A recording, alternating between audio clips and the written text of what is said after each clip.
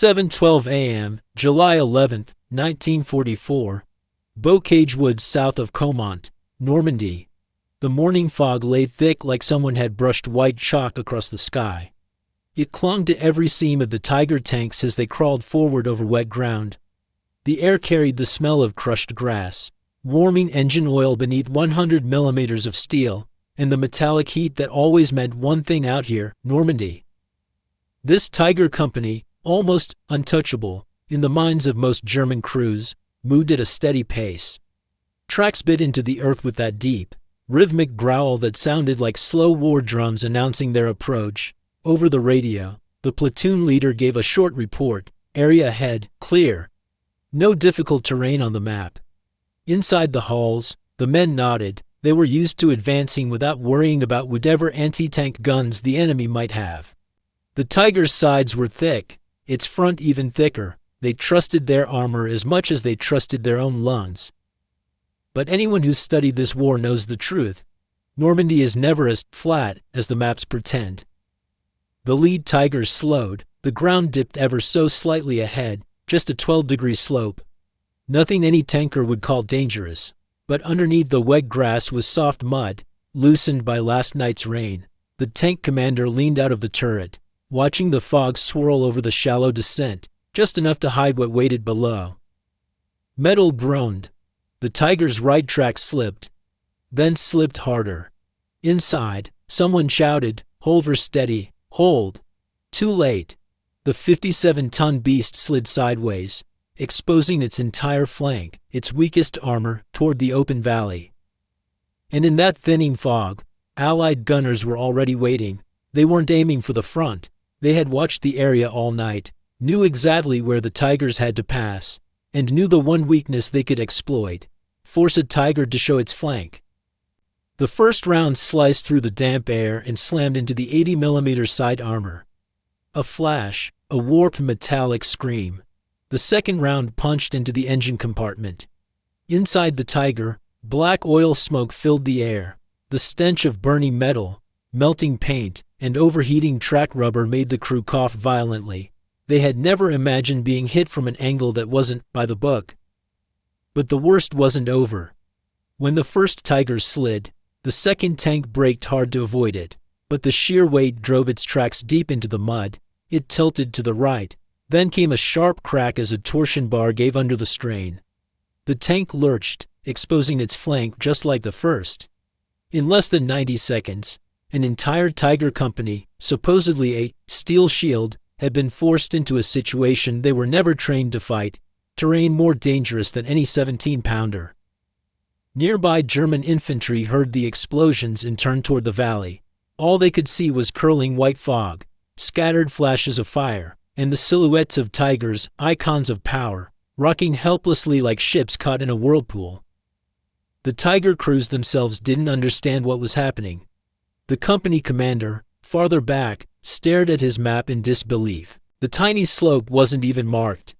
His voice dropped to a tone every soldier recognizes, the sound of a man realizing something has gone very wrong. "It's not the enemy guns, it's the ground. The damn ground fooled us." No German there could have predicted it. Normandy's countless little dips, hedgerows, grassy ledges, and bocage ridges could turn even the most advanced machine into a target locked in place.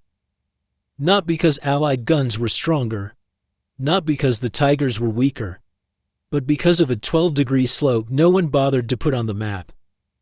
How could something so small wipe out an entire Tiger company? None of them had an answer, not that morning. Artillery echoes rolled down the valley, heavier with each passing second. As the morning fog thinned, it revealed a sight German soldiers would remember for years: 3 Tiger tanks lying on their sides, tracks buried deep in the mud, their exposed flanks shining like steeled targets in a firing range. The Normandy grass, wet with dawn mist, was already steaming under the heat of shells slamming into the armor. Inside Tiger number 112, the crew wrestled with the turret, but the 88mm gun, terror of every Allied tank, was nearly useless.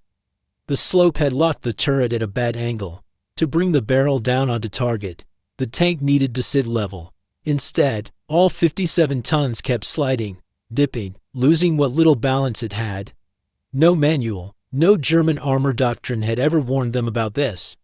Nobody imagined a small slope could turn their strongest gun into dead weight.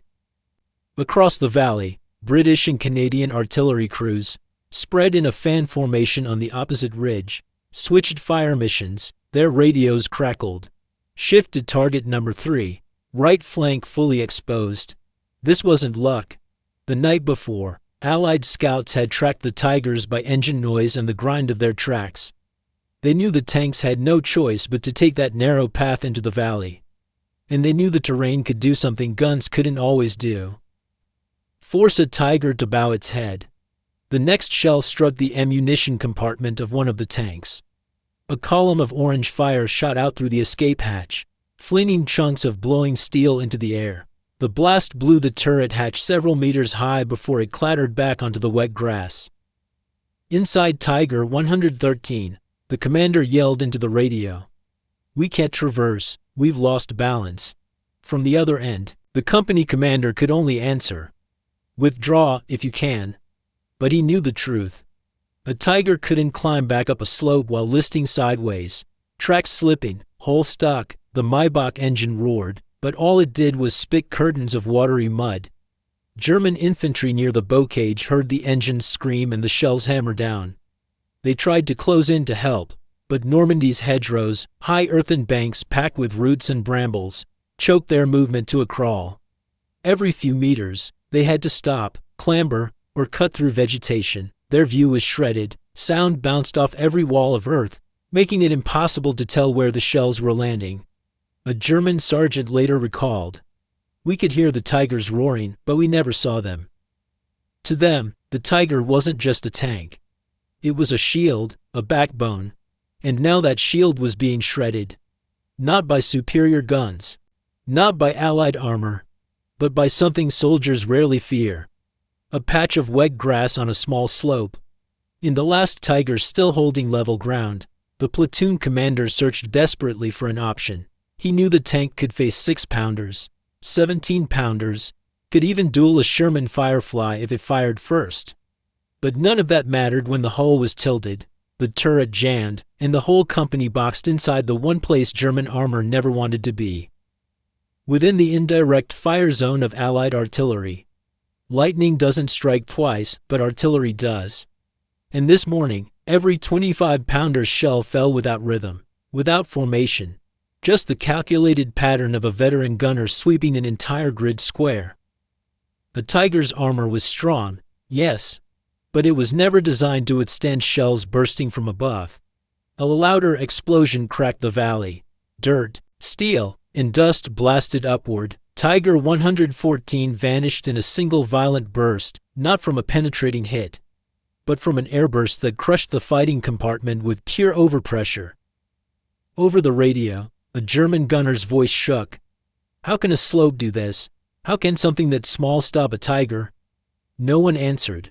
No one had ever imagined that terrain, not enemy fire, would be the deadliest threat to the company. And this led to a bigger question. How did the Germans, masters of engineering and mapping, miss a terrain detail that could cripple an entire Tiger company? 7:26 a.m. The fog had thinned enough to reveal the full shape of the slope, something that, on a 125.000 military map, appeared as nothing more than a faint contour line so thin no one bothered with it. But for the Tigers, that line wasn't insignificant. It was a silent death trap. The 3 Tigers lay scattered along the incline like massive steel beasts tossed aside by an invisible hand.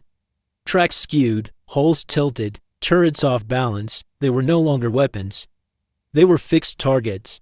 Across the valley, in a British trench, a 17-pounder gunner adjusted his sight by hand. He was so stunned that he had to ask again over the radio. "Confirm the target, the Tigers aren't moving." Confirmed, 3 of them, full sight exposure. No further orders needed.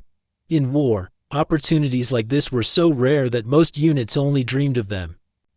The first shot left the barrel with a sharp hiss, cutting through the damp Normandy air still smelling of bocage mulch. When it struck the flank armor of the lead Tiger, sparks knifed outward, A shard of steel spun into the air before burying itself in the mud. It didn't penetrate yet, but it wrecked the loading mechanism. Another shot. And another. The third round punched through the Maybach HL-230 engine compartment. A plume of black smoke erupted, thick with the acrid stench of burning oil, a smell every German tanker knew all too well. It meant one thing. In minutes, the Tiger would be nothing more than a dead hulk. Inside Tiger 112, the commander struggled to make sense of what was unfolding. Everything before him contradicted years of doctrine. Tiger had thick armor. Yes, but the shells were coming from high angles. Tiger excelled when facing forward. Now it was forcibly turned sideways. Tiger needed open terrain to maneuver. The bow cage had turned everything into narrow cattle paths. And most importantly, the Tiger had never been designed to fight on a farm full of slopes and drainage ditches. A young gunner whispered, "If we'd gone just 5 meters to the left, we wouldn't have slid down."